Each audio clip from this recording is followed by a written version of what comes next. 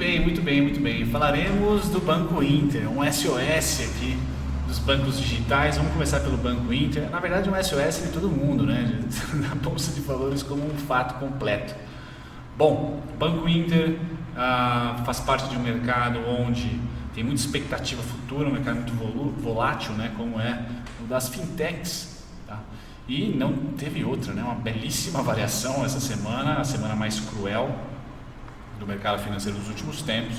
Então nós tivemos aí de negociação quase 40% de volatilidade. Se contarmos com o fechamento da semana passada, a gente tem aí 42,15% de volatilidade, algo em torno de R$ 5,30 de desvalorização até a sua mínima, e fechamos a semana como? Um pseudo martelo, tá? Então aqui vai um primeiro ponto desse vídeo, que é: prestem atenção, uma dica depois dessa semana complicada, prestem atenção nos sinais de candle da semana. Peguem lá, coloquem no gráfico semanal e vejam como o ativo que você gosta, ou o ativo que você está, fechou a semana. Fechou com uma longa cauda de compra ou fechou terrivelmente lá embaixo, certo? Sem ter reação compradora. Por que eu falo isso? Porque é importante ver o comportamento do mercado em crises, do ativo que você gosta em específico, tá? Os ativos que fecharam com longas caudas compradoras, nesse caso, né, com caudas na parte inferior aqui do corpo, é um sinal positivo, tá? Não quer dizer que vai deixar de cair ou vai subir igual meteoro, mas quer dizer que houve compra.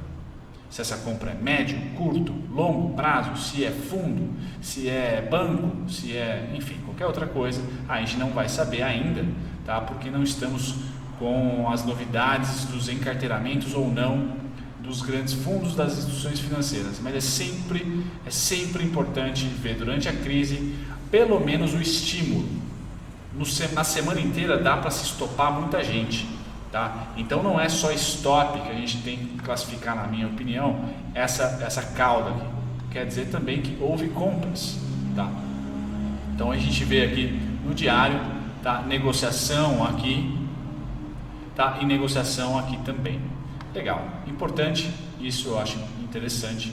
E agora eu vou trazer para vocês só uma curiosidade de uma inscrita que me perguntou: o que acontece quando o BID, quando a empresa, no caso o Banco Inter, recompra ações?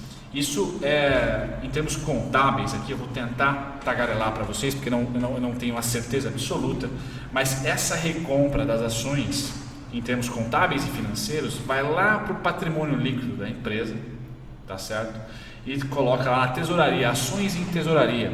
Por que a empresa faz isso? Tá? Porque ela vê que está um desconto muito grande no mercado, ela pega esse desconto, compra, isso é um gasto, uma despesa para a empresa, coloca lá, diminui o seu patrimônio líquido, digamos assim, de uma maneira financeira, porque ela precisa de caixa para comprar essas ações, coloca na sua tesouraria e em um momento futuro, se for de interesse, distribui como bonificação ou liquida e depois dividendos.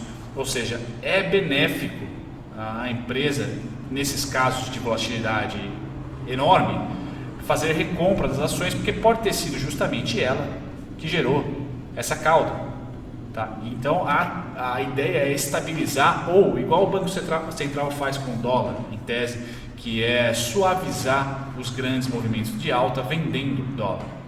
Então não é parar a cotação, né, simplesmente ela parar de subir, né? Uma intervenção tão forte assim, não, mas porque também não tem esse poder.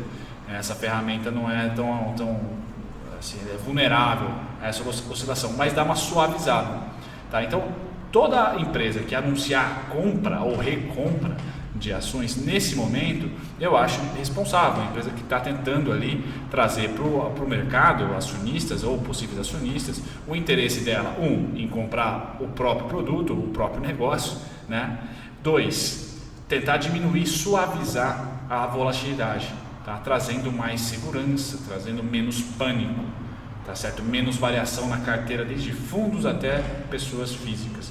Então a recompra de ações vai lá para o PL, fica lá na tesouraria. Isso contabilmente tem alguns resultados, algumas implicações creio eu que seja negativo no PL, então diminui o PL da empresa, entre como despesa ali, tá? Essas ações em tesouraria vai com um sinalzinho negativo aí, ou entre parênteses. Se você é contador, deixe nos comentários, mas creio eu que seja assim, mas fica lá na reserva de ações em tesouraria, né? E aí pode, em algum momento, ser tratado ali como uma reserva de lucro e distribuição ou de bonificação para o acionista ou de dividendos, tá certo? Porque a empresa vai liquidar, é do interesse da empresa liquidar em algum momento oportuno que o mercado ou está se valorizando ou se estabilizou, tá certo?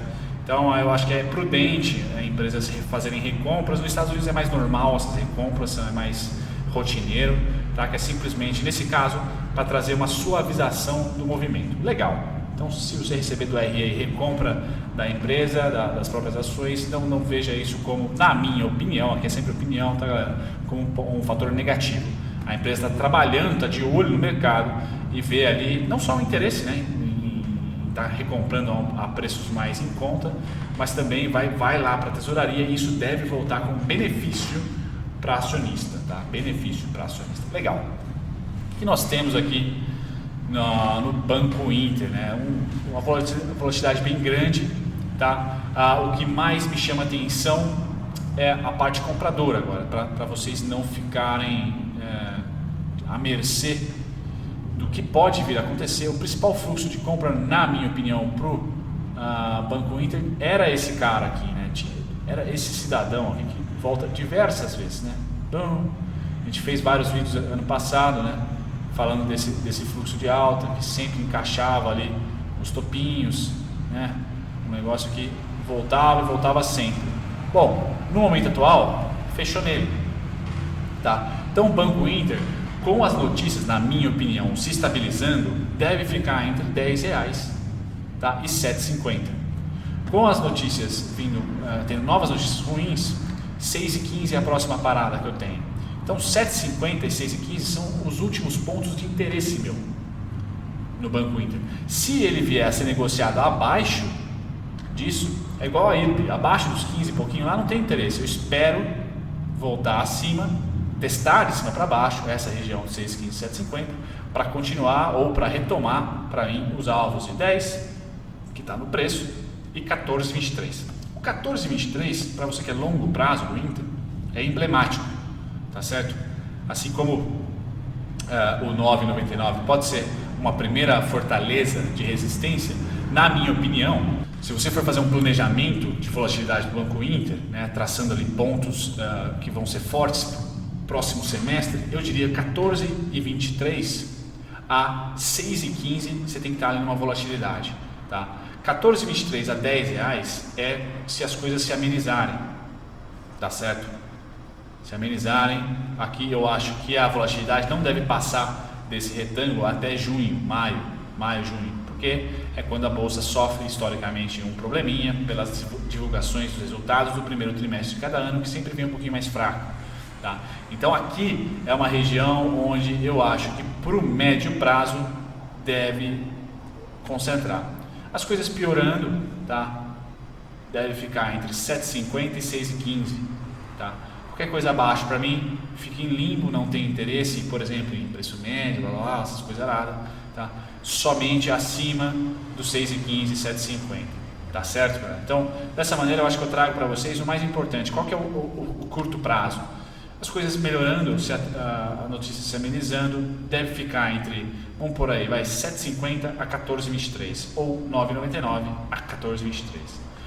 As coisas piorando devem vir para baixo dos 7,50, máximo para mim 6,15, qualquer coisa abaixo 6,15 eu vou tratar como violinada no longo prazo, certo? Seria bonito um movimento de ombro, cabeça a ombro, por exemplo, aqui, ó, dá uma escorregada, volta e retesta para voltar. Então isso aqui vai ser uma violinada para mim se acontecer, não tem interesse, para mim entra em limbo total o Banco Inter abaixo dos 6,15. E o 14,23 é um grande ponto emblemático, tá? É onde houve muito equilíbrio entre comprado e vendedor, então a gente consegue enxergar isso no gráfico aqui. Esse é um gráfico semanal, né? Não, diário. Então aqui, ó, deixa eu pôr no semanal. Legal. Fica melhor. Mais limpo. Então nós podemos ver aqui as duas regiões de principal equilíbrio. Qual que é? Essa. Então aqui passou 1, 2, 3, 4, 5, 6, 7, 8, 9, 10 e meia. 10 semanas e meia de negociação para sair dessa coisa chata. Qual que é a próxima região emblemática? Opa, 6,15 a 7,50. Bateu no 7,50, perfeito. Se vier para 6,15 é a mesma região onde demorou muitas semanas para passar, considerável semana para passar, e aqui também, né? Não só passou a semana como voltou a negociar. Então 14,23 é o mais forte, porque teve aquele que a gente chama, eu estou estudando análise técnica agora, né? A gente chama de bipolaridade, ou inversão de polaridade, que seja. De baixo para cima, eu comentava com vocês, né? Resistência, de cima para baixo, suporte. Na análise técnica, no livro, né? É bipolaridade, tá? É uma ação bipolar, ponto bipolar, ou de inversão de polaridade.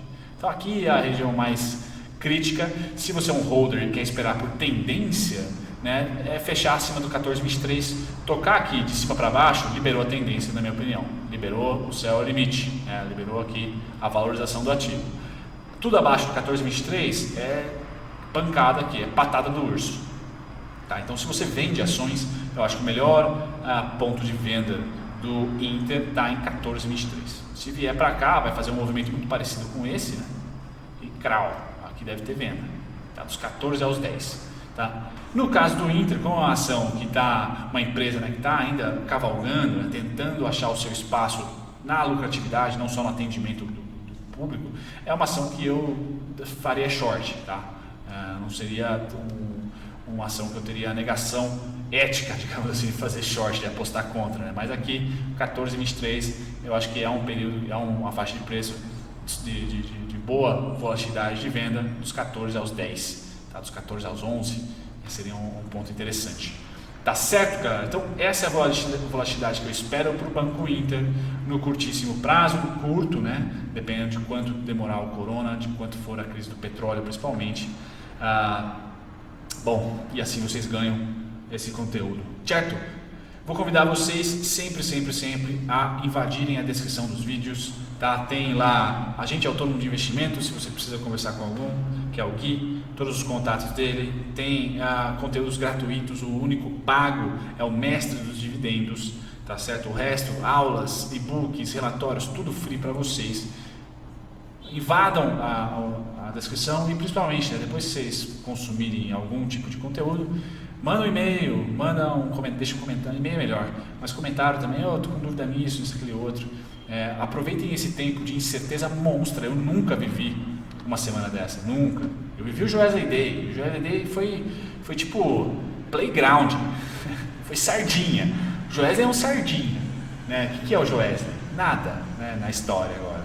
Então, para mim também está muito novo. Eu fiz um vídeo recente, né, sobre a prestação de contas. Então vocês sabem que eu estou no game e ainda na prestação de contas eu nem falei de todos os trades, né? Então realmente no princípio de integridade o canal tá bem servido, porque faz o que fala ou vive aquilo que produz conteúdo, né? Então tá difícil para todo mundo, é novo para todo mundo. Eu acho que o mercado financeiro não passou por isso que foi passado durante essa semana. E detalhe, pode ser só o começo, tá? Pode ser só o começo. Então vamos investir em educação para quem pode e para quem quer participar. É um momento histórico, então é um momento de desconhecimento, o que leva à grande máxima: quanto maior o risco, maior o ganho, tá? Sempre vai ser assim, pelo menos espero. Tá certo, galera? Um grande abraço, até o próximo vídeo. Tchau, tchau.